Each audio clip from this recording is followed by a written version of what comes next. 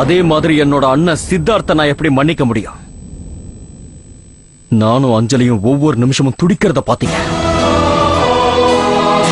நான் உன்கிட்ட இது வரைக்கும் எந்த விஷயத்தையும் மறைச்சதில்ல. அப்படி இருந்தும் ஆரம்பத்துல நீதான் என்கிட்ட வந்து சுபத்ராவை நான் கல்யாணம் பண்ணிக்கணும்னு என்கிட்ட சொன்ன. நீ ஏன் இப்படி செஞ்ச சித்தார்த்? உண்மை எல்லாம் தெரிஞ்சிருந்தோம் ஏன் என்கிட்ட சொல்லாம மறைச்ச? பிரேம், நீ சொல்றதெல்லாம் உண்மைதான். ஆனா அந்த நேரத்துல சித்தார்த், எதுவும் பேசாத. இதுக்கு மேல போய் சொல்லி என்னை ஏமாத்த பார்க்காத.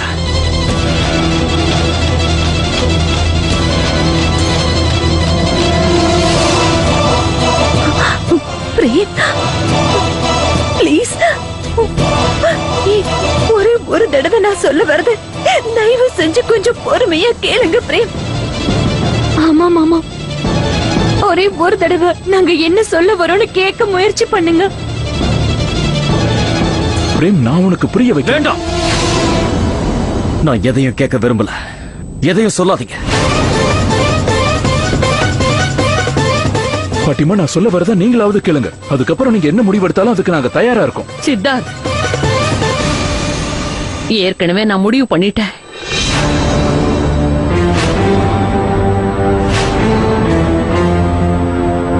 இப்ப நான் என்ன சொல்றேன்னா, எந்த உறவுக்குள்ள உண்மை இல்லையோ, எந்த உறவுல இருந்த நம்பிக்கை போயிடுச்சோ, அந்த உறவுக்கு எந்த அர்த்தமும் இல்ல. அதனால இன்னையில இருந்து உங்க 2 பேருக்கும், அப்புறம் உன் கூட வந்தா எந்த ஒட்டும் இல்ல, உறவும் இல்ல.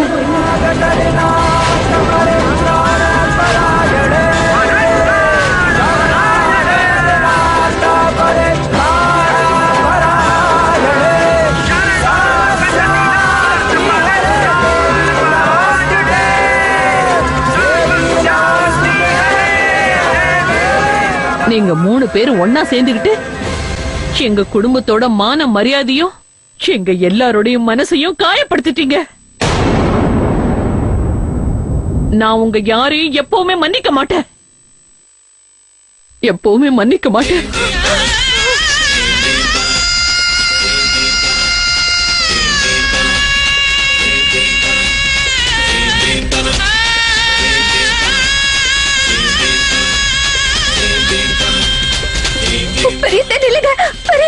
சிவா, அங்கே நில்லு.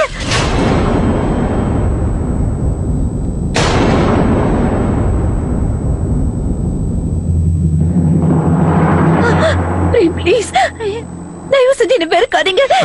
நான் எந்த தப்பு பண்ணல பிரேம். பிளீஸ், நான் சொல்றத நம்புங்க பிரேம். பிளீஸ், நான் சொல்றத நம்புங்க.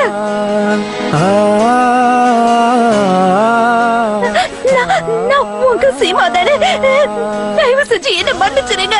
நான் சுகன்யாக்கு நியாயம் கிடைக்கணும்னு நினைச்சேன். வேற எந்த தப்பும் பண்ணல பிரேம். உங்களை பிரிஞ்சு நான் எவ்வளவு வேதனைப்பட்டு தெரியுமா? இந்த குடும்பத்தோட வந்து சேர்ந்தோட துடியா துடிச்சிட்டு இருந்தேன்.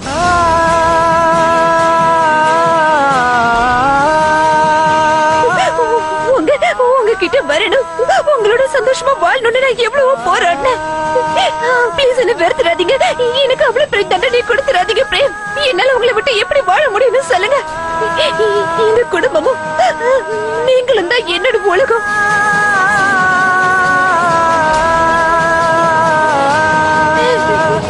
உங்களுக்கு கெஞ்சி கேட்டுக்கிறேன் பிரேம். உங்களையும் இந்த குடும்பத்துல இருக்கிறவங்களையும் விட்டுட்டு என்னால வாழவே முடியாது. பிளீஸ் புரிஞ்சுக்கோங்க. சீமா,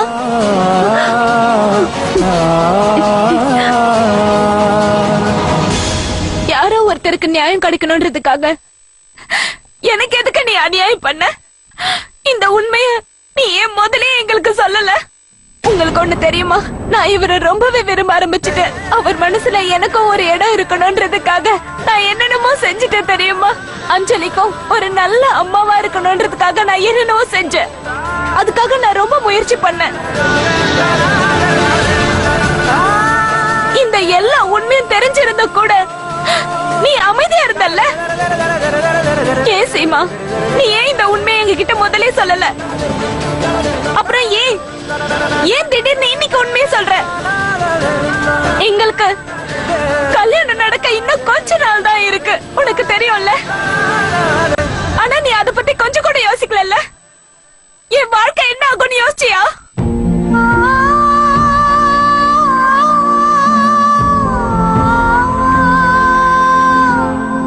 என்னோட ஃப்ரெண்ட்ஸ், என்னோட ரிலேட்டிவ்ஸ் எல்லாருக்குமே தெரியும் என்னோட கல்யாணம் பிரேம் கூட தான். இப்ப நான் உங்களுக்கெல்லாம் என்ன பதில் சொல்றது? என்ன பத்தி அவங்க வாய்க்கு வந்ததெல்லாம் பேச ஆரம்பிச்சிடுவாங்க, கிண்டல் பண்ணி சிரிப்பாங்க. இந்த சொசைட்டில என்னோட மரியாதை என்ன ஆகுறது?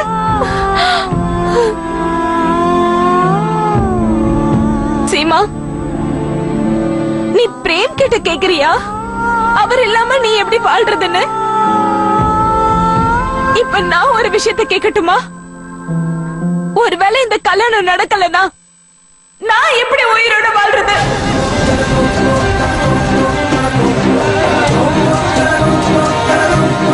இனிமே வாழ்நாள் முழுக்க நான் யாரோட சேர்ந்து இருக்க முடியும்னு சொல்ல. இந்த உலகத்துல இனிமே என்ன யார் கல்யாணம் பண்ணிப்பாங்க? இனிமே எனக்கு யார் இருக்கா?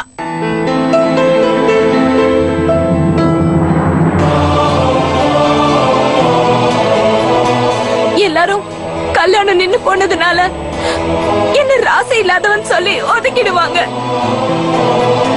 நீ சொல்லு, யார் என்ன கல்யாணம் பண்ணிப்பாங்க? யாராலையும் முடியாது. நான் வாழ்ற ஒவ்வொரு நாளும் எனக்கு நரகமா தான் இருக்கும்.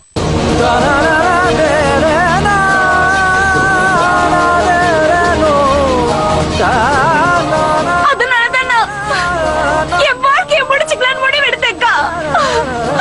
எதுக்காக என்ன காப்பாத்துனீங்க அக்கா? சுபத்ரா,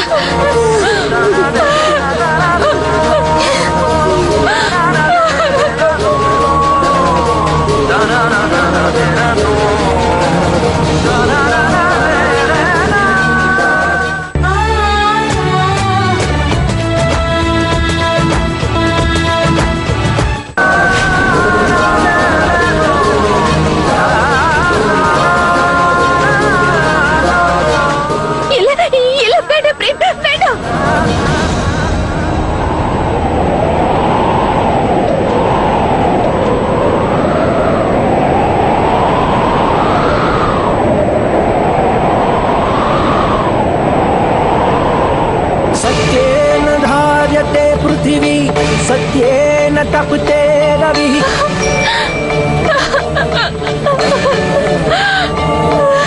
सत्येन धार्यते पृथिवी सत्येन तपते रविः सत्येन वति वायुश्च सर्वं सत्ये प्रतिष्ठितम्